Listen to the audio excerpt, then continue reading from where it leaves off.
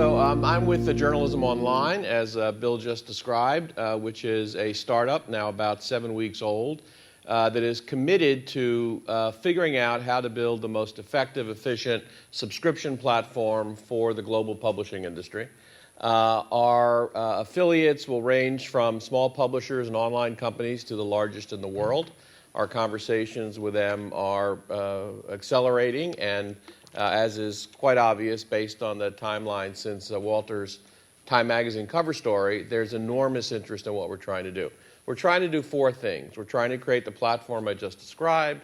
We are creating a national pass that will allow affiliated companies to market their subscription products under one password.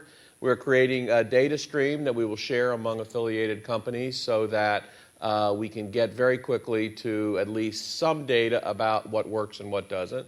And finally, we'll help publishers aggregate their clout in negotiations with technology providers and hardware companies such as Kindle and others, so that that negotiation that many publishers don't have the bandwidth or resources to engage in, we can help them with. In order to do all this, we're a small team, as was mentioned before. Leo Hindry, who is a longtime cable executive and at one point in his career was the publisher of the San Francisco Chronicle and a private equity fund manager today, is involved with us as well in seeding the business, and we're fundraising at the same time we're signing up affiliates. So that's kind of the architecture of who we are and what we're trying to do. Bill forgot the other partner in the business is named Gordon Krovitz, who was the publisher of the Wall Street Journal and whose work in implementing the subscription program at the Wall Street Journal is hopefully by many people considered to be something that can be trusted as a model for what we need to do going forward. So from a philosophical point of view, what's been made clear over the course of this year is that the publishing industry, and I define that very broadly, I mean, whether you're online only, whether you're a magazine company, whether you're a newspaper company, obviously in this climate and with some doubts in the marketplace about the future of online advertising, subscriptions and subscription strategies are more important than ever. But when we go in to meet with publishers, whether they're small or large, we try to make one very clear point, and that is that what you do and how you price within our environment is up to you, but that this has nothing whatsoever to do with necessarily saving your business, and that the reinvention process that every major publisher has to be engaged in now must continue and accelerate in order for them to keep their businesses as ongoing ventures. We don't think we're saviors to the business. We hope we're pointing the way in some general sense and are in a position to invest significantly in technology development.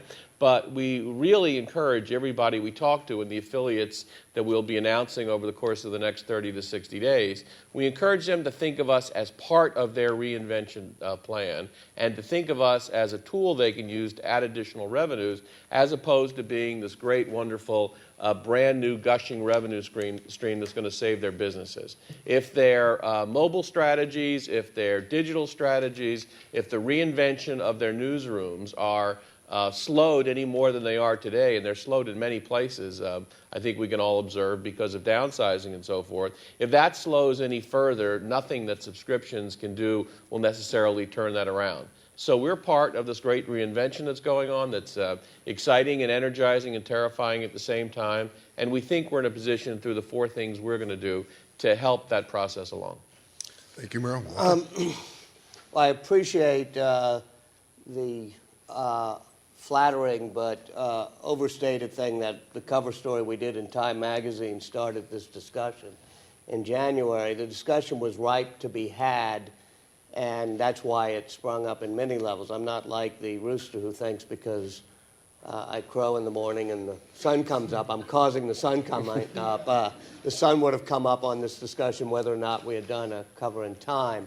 And having been an editor of Time Magazine, I can fairly criticize the current editors for slapping a cover line on it that said how to save your newspaper, which wasn't really the point that we should be discussing or that I was trying to discuss.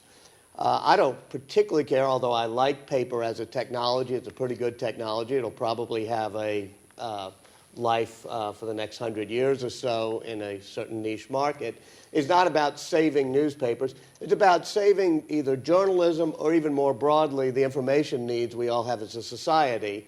So I'm not wedded to some industrial age notion of just newspapers being the only way you can do it. However, I do feel newspapers are a useful part of the mix. They do train and employ and nurture journalism, and they do provide the serendipity that some of us who are consumers of information like to have, where it's not just searching or personalizing, but you get a common ground of information that other people you know have.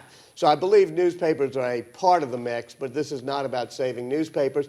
It's about saving journalism, and more broadly, it's about saving digital creativity, meaning people who create anything, any form of media, whether it's songs or movies or books or journalism or information needs or blogs or citizen journalism. You need to have business models that will sustain them so it's not just hobbyists doing it. Right now, the world of journalism has been deeply enriched by both the blogosphere and citizen journalists, but they tend, with a few exceptions, to be hobbyists who can do it because they can afford to do it, and they don't need a business model to do it. And I'm describing 95% of citizen journalists in the blogosphere. I know there's some who actually make a living by doing it, but not many, because the business model is not all that good. For a business model to be good, in my opinion, you need multiple revenue streams. Advertising is clearly one. We heard the phrase today, as we've often heard, about improving your ways of servicing advertiser needs. To some extent, that feels like something that you could get in trouble advertising on Craigslist. It feels like you're being a whore if you're saying, I'm just in life to service advertisers' needs. I did not go into journalism with the goal of simply servicing advertisers' needs. I wanted to serve the needs of readers, communities, and advertisers. And that's where multiple revenue streams come in, because it focuses you on the fact that you have multiple constituencies and you need to serve them and create something of value for each one of them. And the way to define value to some extent is each one of these people, be they readers or communities, willing to pay? Now, that doesn't mean all business models have to have consumer payments, but it does believe I do believe that that's a good test of, are you creating something that's just a pure commodity that everybody else is creating, in which case you should become a dentist or do something useful, or are you creating something of value that is worth both advertisers being serviced by, you're servicing them by, but also readers and users wanting it.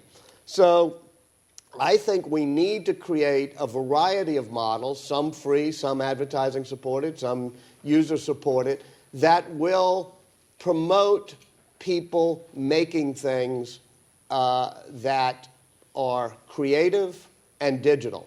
The digital problem is a difficult thing because anything that's digital can be replicated, and the business model is harder to deal with because you can almost infinitely replicate a digital piece of content, and thus those of us who have struggled through economics in college understand that is destructive of business models.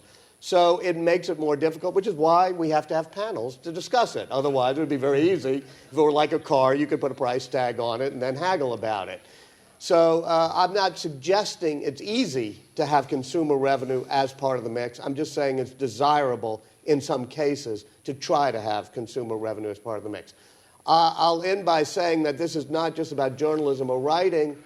On the side, I'm an amateur historian. I write biographies. And, I've done a couple recently on Ben Franklin and then Einstein that sell very well on the Kindle. And I love the Kindle because it's an end-to-end product in which I get paid pretty much the same, or I don't know, I don't follow it too carefully, but I think I get paid the same thing I would if you bought it, for twice as much in a bookstore, but half of that money went to the printing, et cetera, of the book. So I like the model of digital and electronic distribution of content, but I also know you can't keep pouring old wine into the new bottles we have in the digital age.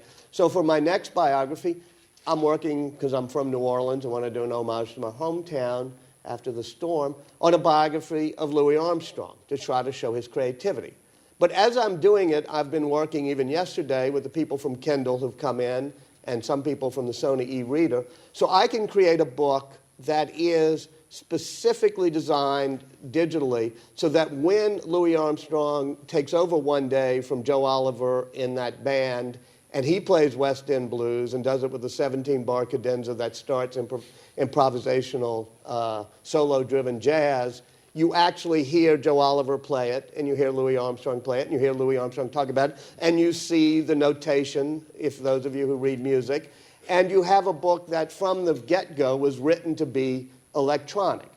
The only reason I'm able to do this is because electronic books have not been totally cannibalized. I know that I will get $9.99 from a Kindle or a Sony e-reader or whatever is around in a couple of years. So if I only could do it by trying to please advertisers or doing it without a revenue stream, I would not be able to create such a book. And my daughter, who is studying computer science in college, she would not have a career path in which she did digital creativity. So even though the Kindle and the iPod and the Sony Reader are not perfect models for where we're getting to, I do think, just in my own example and my daughter's example, those are the type of things, because they provide a business model, more people will be willing to create for them, and thus, in the end, we'll have a more creative society. Thank you, Walter. Scott. Well, the startup that I co-founded, Publish 2, is coming at the problem. The way we see the problem the news industry faces on the web is fundamentally that they gave up control of their core business, which is not content creation nor charging for content, but actually content distribution. It was that bundle of information called the newspaper that was delivered to everybody's doorstep, and you're able to charge premium pricing for advertisers to ride along with that. And on the web, Google, Yahoo, and other aggregators have essentially taken over that content distribution business, is what Bill Gruskin in a blog post recently described as the profitable front end of distribution, and that most news sites are on the less profitable or unprofitable back end of the distribution chain. It's where you arrive after you've gone to the distributor to figure out where to go. So we want to put news industry back in control of distribution and back in control of the kind of profits that Google enjoys. And we think that the way to do that is for the news industry to build its own aggregator. And we think that they can win at that business by leveraging the core asset that most news companies still have, which is the expertise, the intelligence, the judgment of their professional journalists. And if you brought to bear all the collective judgment of journalists at all these news companies, they could create an aggregator that would far exceed anything out there in terms of quality, trust, and diversity of information. Even Eric Schmidt, Google, admits that Google doesn't do news very well. It's something that they struggle with. But the other key piece of such an aggregate would be to do the one thing that no other aggregator, Google or anybody else, is in a position to do right now, and that is to share revenue with all of the news companies that participate. So if this aggregator, through the combined effort of all the news companies participating, could actually achieve real mainstream scale and start generating the kind of revenues that Google and other aggregators are making off of news companies' content, if this aggregator would then share all that revenue back with all of the news companies that are driving the value in that, that could put them essentially back into the distribution business. And so we basically built a platform that empowers journalists to do this and to create this kind of an aggregation. And it's really focused on looking at what the core business that the news industry has always been in, and what we think is a really big untapped opportunity to create this kind of large, trustable mainstream news aggregator. I mean, you have a lot of diverse things. You've got like the Diggs of the world, but there's nothing that's really trusted by a large group of mainstream consumers. And also lets news companies tap into that core asset they want to sustain, which is their professional journalists, and find another way to realize the value of those people and their expertise and their training in such a way that can bring revenue back, that can pay their salaries so they continue to do the journalism that creates the high-quality content that makes the aggregation business so valuable right now. So we're coming at it, and this is not in any way in contrast or contradictory to looking at a paid model. In fact, this could, make the paid model even more viable if you have the news companies in charge of the packaging again. Okay? And it's the package, really, that people valued in newspaper. I mean, if you tried to call somebody up and say, would you like us to deliver you an individual news article by mail, it would seem to be a strange thing. It was the package that people were willing to pay for. And likely that is what they're still willing to pay for, is that combined value. Thank you, Scott. Matt? Interesting. Yes, my name is Matt Menkins. I'm the founder of In a Moon, and In a Moon is a company that creates what I call Browsing 2.0. While I was the editor of my high school newspaper, I'm really just a technologist. And I feel like every time I hear Walter speak, I feel like I'm channeling those ideas and actually creating them. So it's good to hear you. So the idea behind In a Moon and Browsing 2.0 is it's just how you currently use the web, except for it has a payment layer on top of it. And this payment layer is fair, and it actually encourages people to create good content. So let's take those in the two sections. How do you create good content that's fair? Well, imagine for a moment that you give $10 to me at the start of the month, and then I track all the websites you visit over the course of the month. At the end of the month, I take that $10 and proportionally distribute it based on the amount of time that you spend at each website. So if you spend half your time at the New York Times website, the New York Times gets $5. So for the content consumer, they know that they pay a fixed amount per month, and it's fair because it goes to the places that they actually visit. Now, while we're here talking about news and journalism, this also helps out the people in the long tail, the bloggers, the people that are creating niche content. I actually came up with the idea because I own a bookstore in Cambridge, Massachusetts, and I started thinking a lot about revenue models for people that don't really want to pay. And I realized that this is a way to sort of back into it, and it's actually a general purpose solution. So once you have something that's fair, then you have to take the next step and say, okay, how do we add gas to it? How do we get lots of people to use it? And this is something that's an evolving idea, but we have the idea of the payment wall that you hit, and it's sort of a bad idea. But really, you can use the payment wall to your advantage if it's dynamic. So each content producer takes some of their content and just a tiny portion of it, the most valuable content, and puts it behind not a payment wall, but what I call a threshold or a doorway. And this threshold might change from moment to moment, day to day. And technology that I've created actually makes it really easy for the creation of these dynamic thresholds.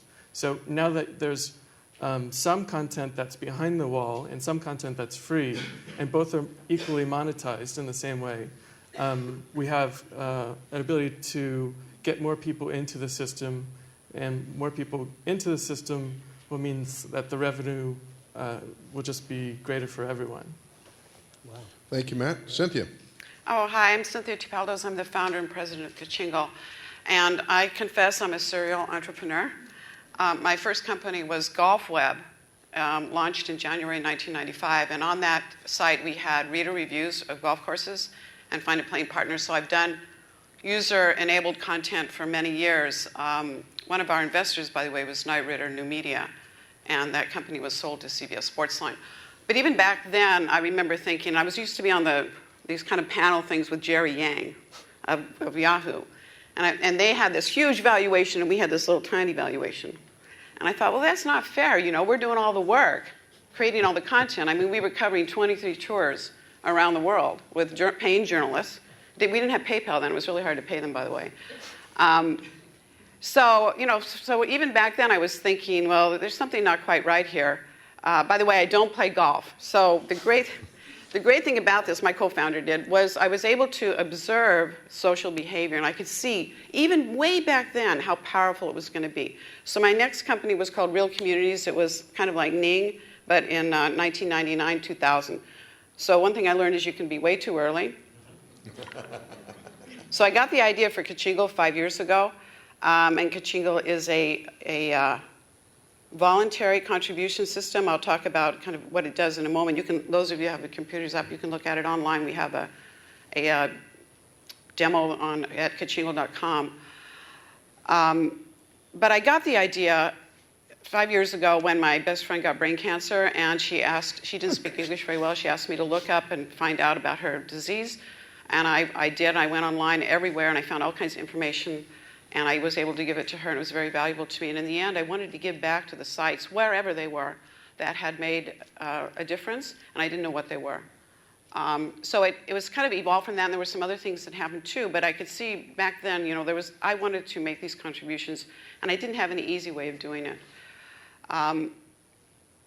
So kind of shifting from that, so I actually started working on Kachingle then, and I realized that the industry wasn't ready. I set it aside for several years and started it up about a year ago.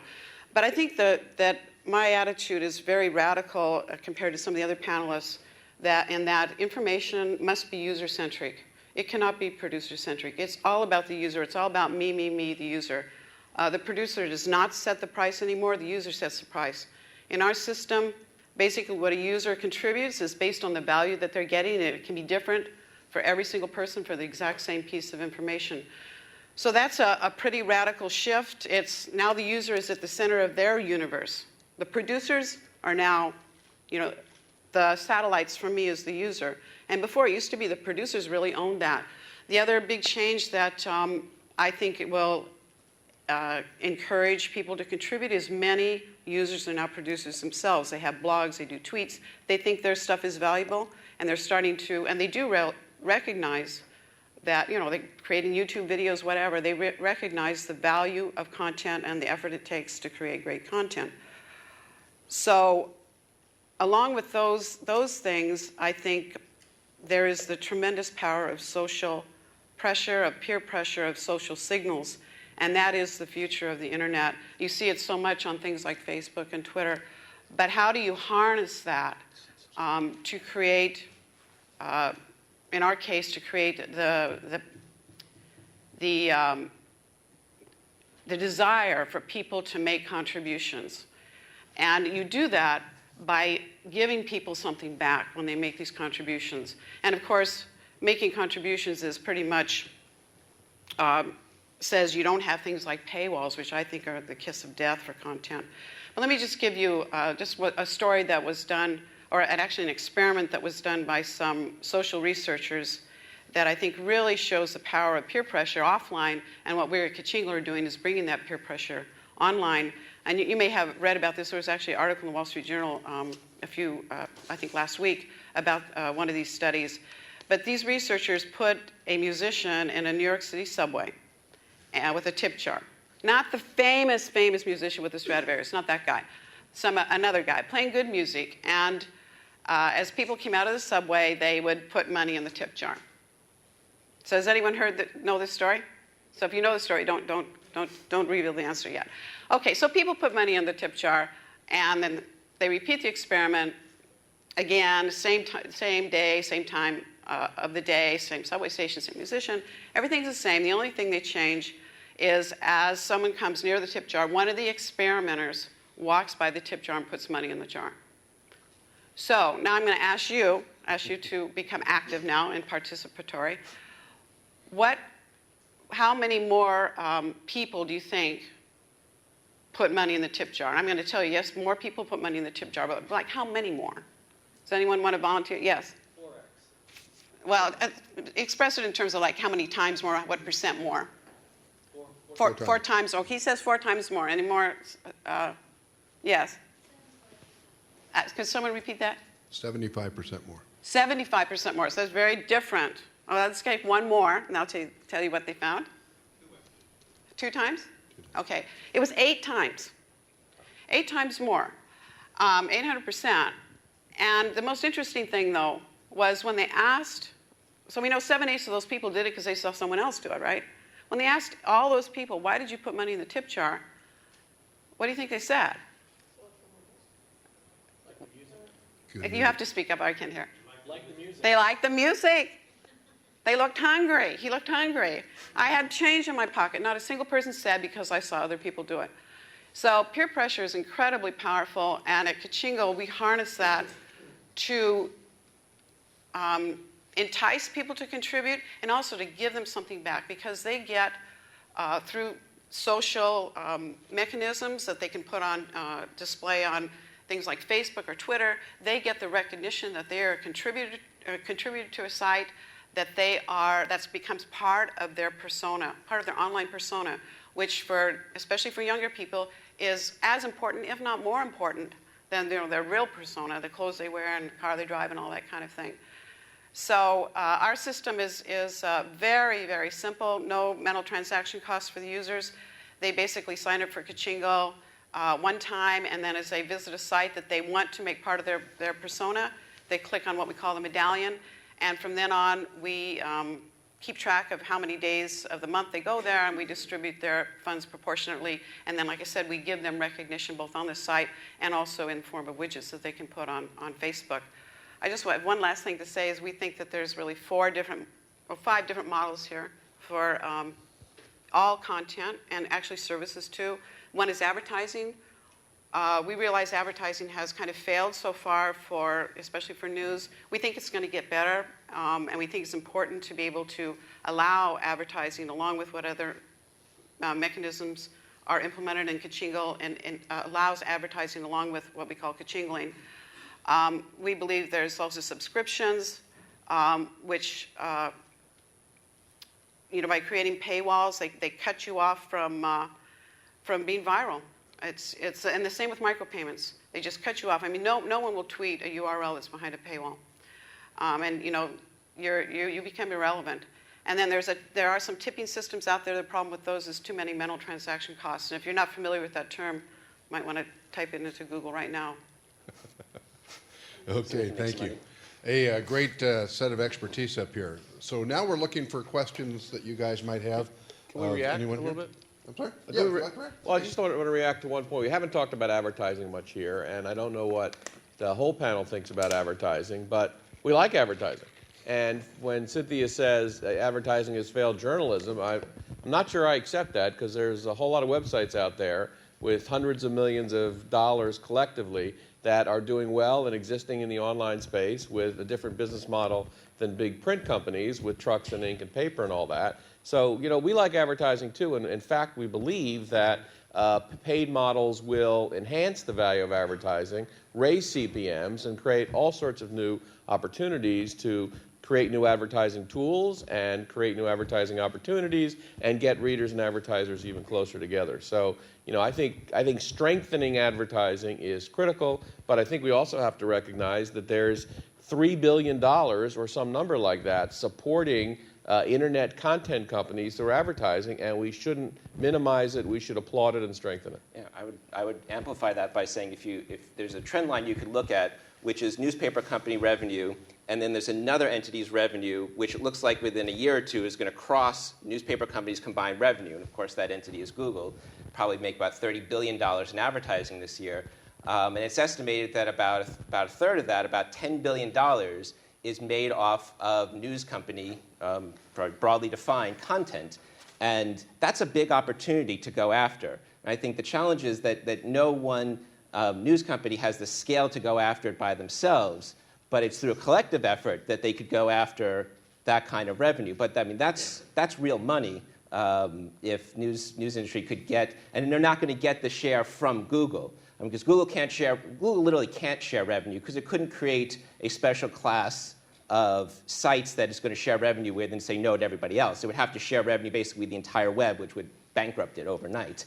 But if news industry controlled this entity, then it could share revenue amongst itself in whatever equitable fashion was defined. But that is actually probably the most proven model is the distribution business on the web does make billions and billions of dollars in advertising still.